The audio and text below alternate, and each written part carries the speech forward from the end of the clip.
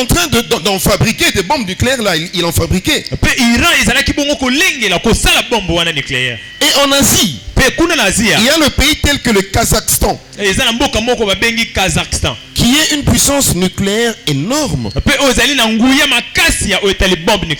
Alors écoutez, tout ça là, parce que Dieu leur a dit, prépare-toi. Are you together with me this afternoon? Est-ce que tu es là? Amen. Prépare-toi. Et ils sont en train de se préparer. Amen. Et les exemples à citer comme ça sont légion. Alléluia. Amen. Alléluia. Amen. Et le troisième élément, c'est que c'est Dieu qui va venir faire sortir le Gog et Magog de leur territoire pour les amener en Israël.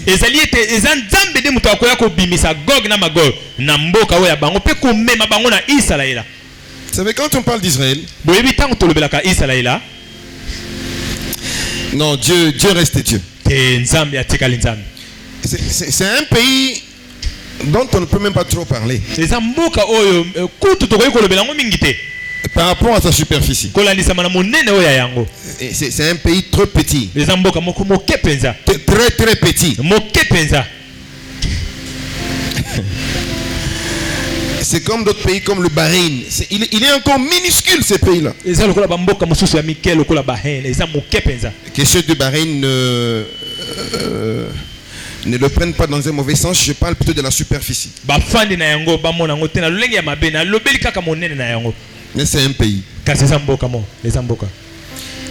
Ton pays à toi, la République démocratique du Congo, qui peut me rappeler encore sa superficie?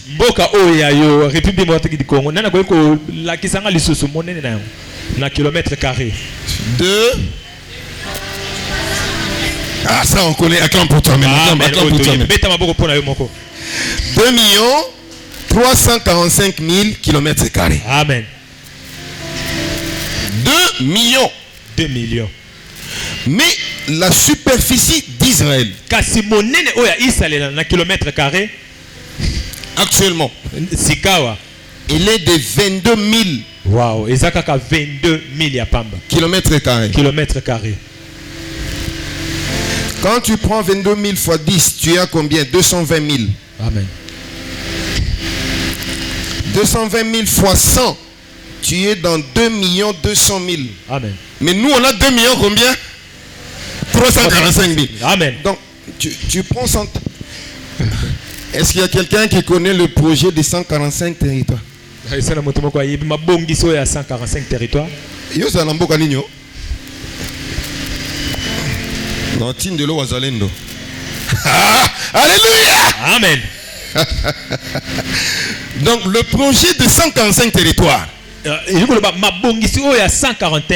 on prend la RDC là, on la divise par 145. On a un territoire. Donc il y a même des territoires qui sont beaucoup plus spacieux que tout le pays d'Israël.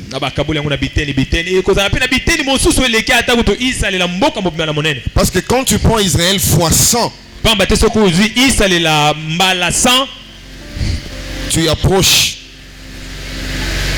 la superficie de la RDC. Alléluia. Amen. Il y a un pays qui fait 80 fois, qui entre 80 fois en RDC. C'est quel pays? La Belgique, elle désirait blacaniser notre pays. Vraiment. Vous voyez un peu la Belgique quand sois fier d'être congolais. Sois fier d'être congolais. Que Dieu bénisse les Wazalendo.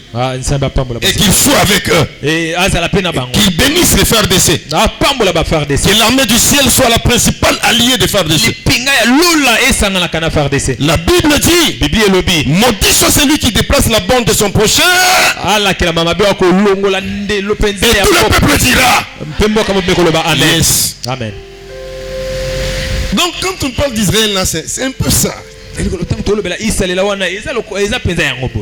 Mais aussi petit qu'il soit, c'est le pays que Dieu a choisi. Je vais juste ouvrir une parenthèse et dire à quelqu'un, Dieu t'a aimé tel que tu es. Dieu t'a choisi tel que tu es. Il est allé jusque dans ton village là. Un village qui n'est même pas connu par nous autres les Congolais. Dieu t'a vu là. Il t'a aimé. Il t'a choisi. Amen. Amen.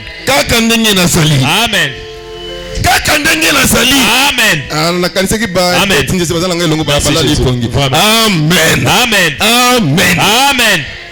Donc, a very small country. But that is the country that God chose.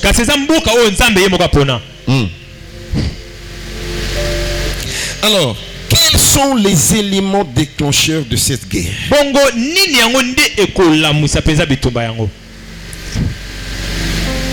Pourquoi il parle trop de l'histoire d'Israël au lieu de parler de l'histoire du Congo?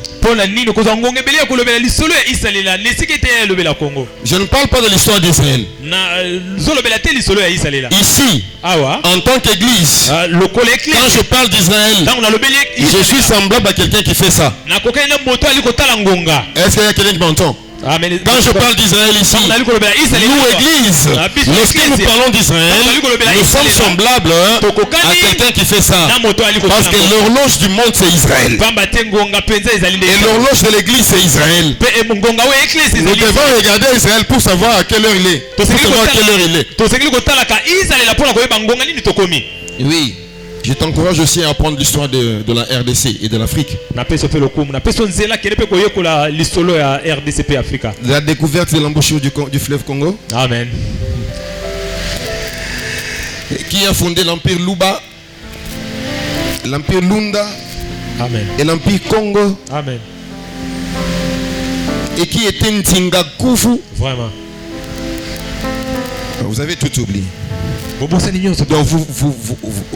je comprends, vous faisiez l'école buissonnière. Non, pour vous qui étudiez encore, ne faites plus ça chez vous. Les conséquences sont réelles. Ne faites plus ça chez vous. Alléluia. Amen. Le premier élément déclencheur de cette guerre. Nous sommes toujours dans Ézéchiel 38. Lis avec moi en haute voix les versets 8 et 12. Vous y êtes? Amen. Je vais entendre la voix d'un lecteur. Après bien des jours, tu seras à leur tête. Dans la suite des années, tu marcheras contre le pays dont les habitants, lis à haute voix, échappés à l'épée, auront été rassemblés d'entre plusieurs peuples sur les montagnes d'Israël, longtemps désertes, retirés du milieu des peuples. Ils seront tous en sécurité dans leur demeure. Amen. Voilà qui justifie l'avant-plan de Gog et Magog. Verset 12. J'irai faire du butin et me livrer au pillage, porter la main sur des ruines maintenant habitées, sur un pays, fait quoi? Sur un pays, il y a quelqu'un qui a sa Bible avec lui? Sur un peuple, je m'excuse, sur un peuple recueilli du milieu des nations et ayant des troupeaux et des propriétés et occupant les lieux élevés du pays. Amen. Qu'est-ce qui va déclencher la guerre de Gog et Magog? Le premier élément, c'est ce peuple-là recueilli du milieu des nations. Alléluia. Amen. N'est-ce pas qu'on en a parlé le dimanche? Et on a donné beaucoup d'exemples sur ça. L'avant-plan de Gog et Magog. Donc, aussi longtemps qu'Israël n'est pas encore recueilli des nations où il était disséminé, on ne peut pas parler de Gog et Magog. Et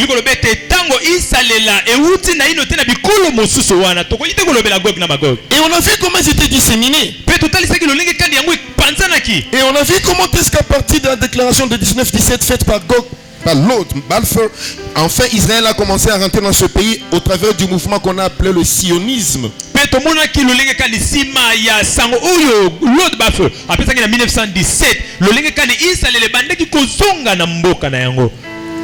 Israël a été reconnu comme pays indépendant le 14 mai 1948.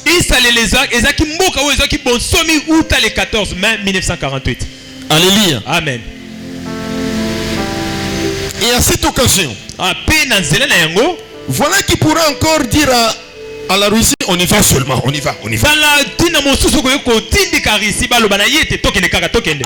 Autour des années 1930, la principale main-d'œuvre scientifique, intellectuelle et ouvrière de la Russie était constituée des Juifs.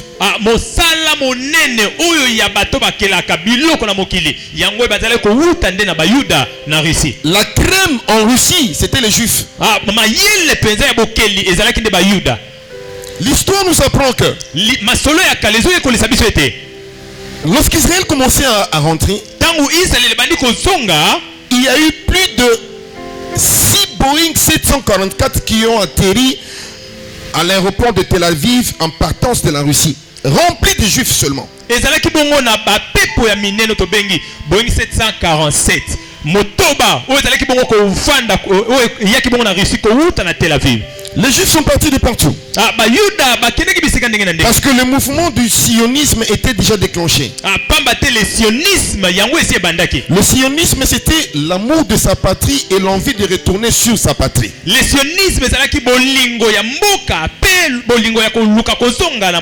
Alors, aussi longtemps qu'Israël n'était pas encore rassemblé de partout où il était disséminé,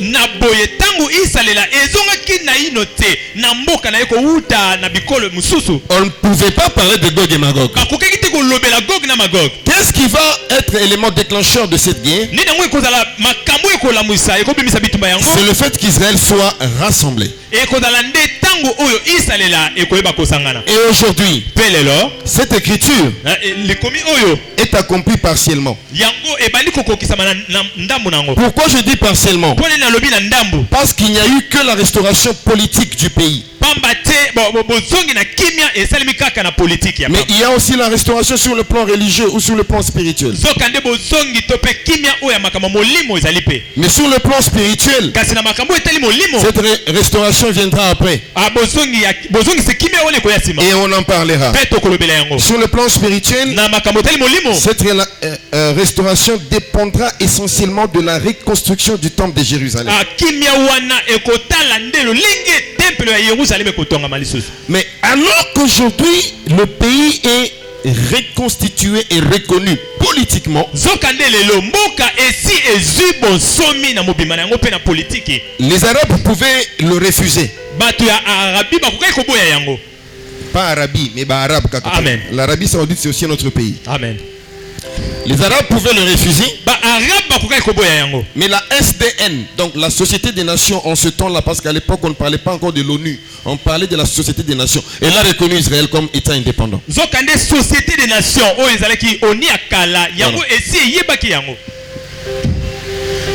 et les gens sont partis de partout. Recueillis du milieu des peuples. Voilà pourquoi il était important que nous voyions au travers de la Bible et des accomplissements prophétiques fouillés dans l'histoire comment le retour d'Israël sur sa terre a été accompli.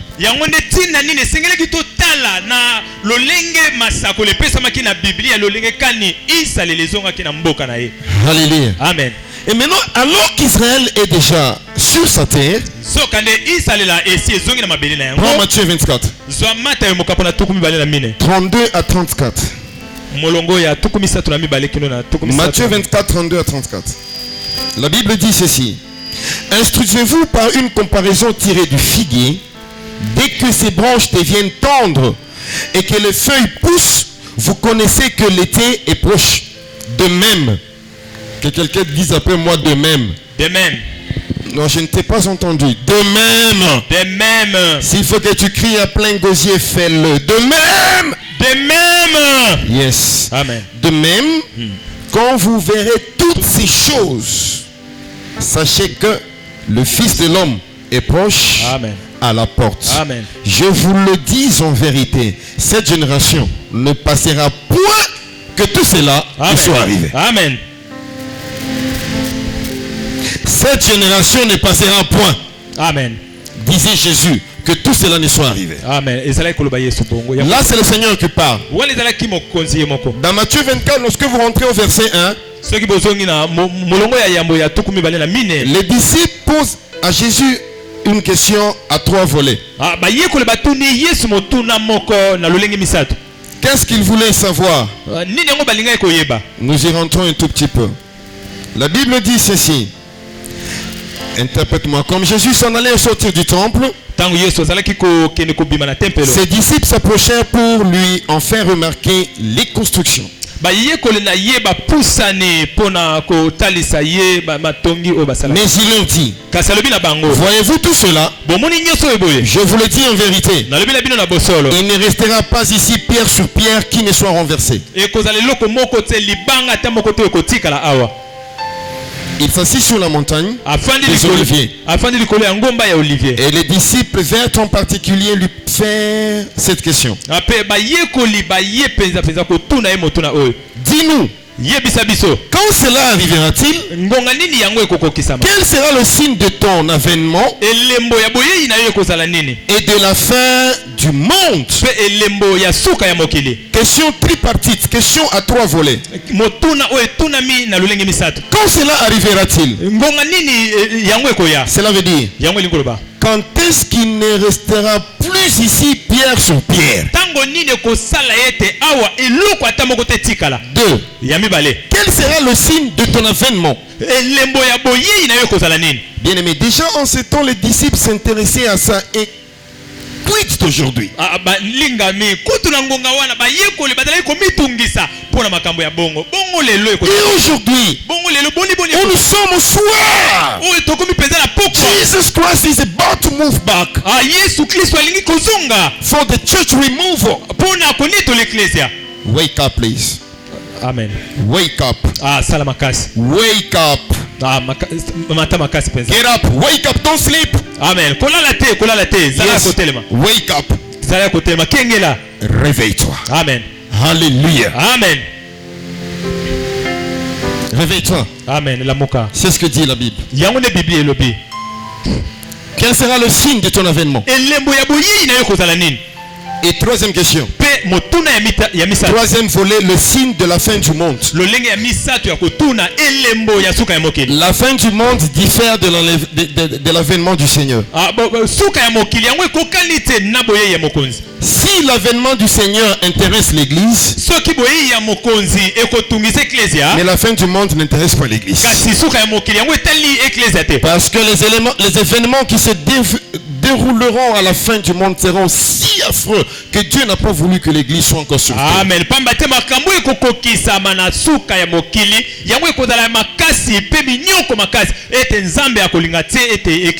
Et dans les jours qui suivent, nous en citerons quelques-uns. Alors, dans Matthieu 24, Jésus est en train de répondre à cette question à 3 volets. Seulement, dans sa souveraineté, il n'a pas voulu étaler les choses ou étaler ses éléments de réponse dans un ordre chronologique.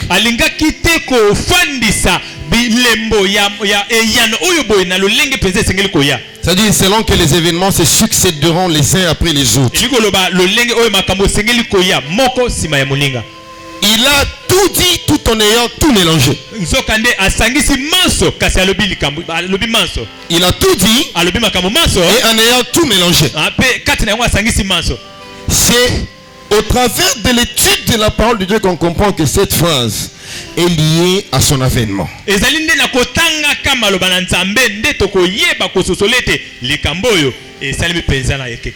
dans la réponse de Jésus, ça là, c'est lié à la fin du monde. Quand cela arrivera-t-il? Le temple avait été détruit déjà depuis l'an 70 de notre ère par le général Titus.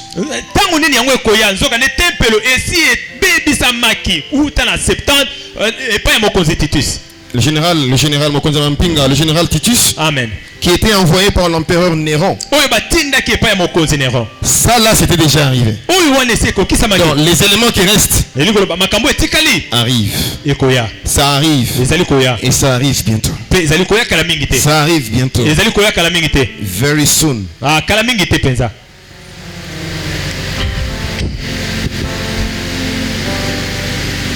Et Jésus dit, dans sa réponse à toutes ces questions, instruisez-vous par une comparaison tirée du figuier. Dès que ces branches deviennent tendres et que les feuilles poussent, vous connaissez que l'été est proche. Cette parole était relative ou est relative à la restauration politique d'Israël. Alléluia. Amen. Donc Israël est reconnu comme État dans le concert des nations.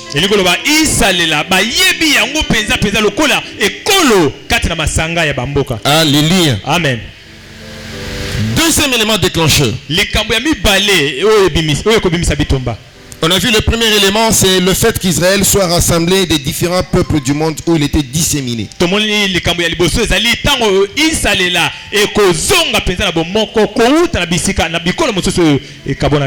Et le deuxième élément, la Bible dit, je veux que tu prennes ta Bible, toujours dans Ézéchiel 38. Lisons le verset 14 du verset 14 au verset 16.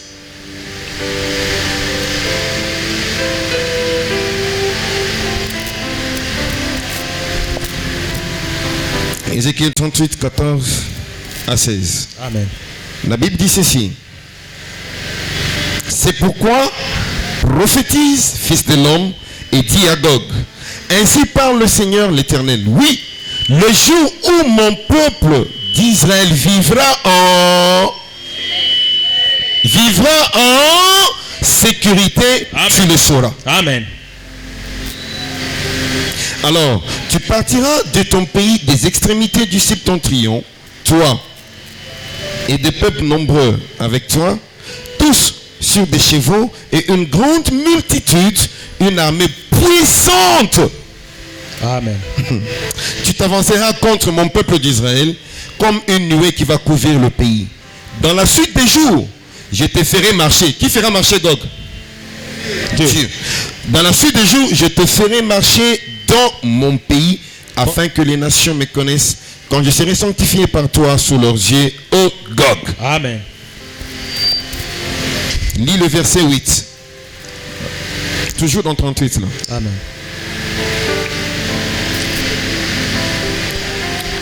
Après bien de jours, tu seras à leur tête. Dans la suite des années, tu marcheras contre le pays dont les habitants, échappés à l'épée, auront été rassemblés d'entre plusieurs peuples sur la montagne d'Israël, longtemps déserte, retirés du milieu des peuples. Amen. Ils seront tous en sécurité dans leur demeure. Amen.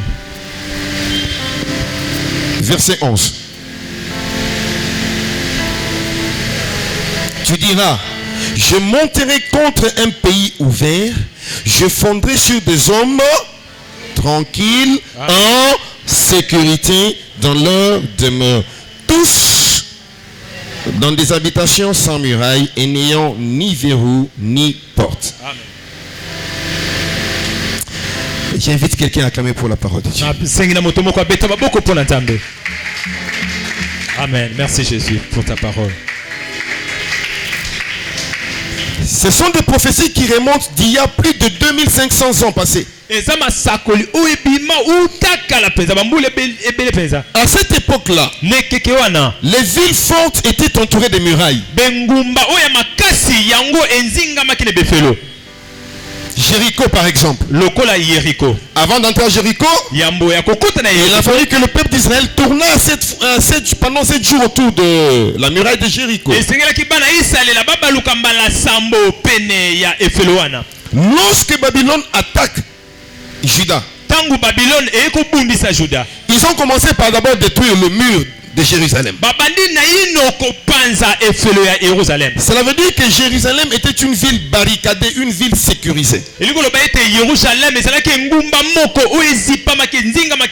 Les murailles autour des villes, c'était quoi?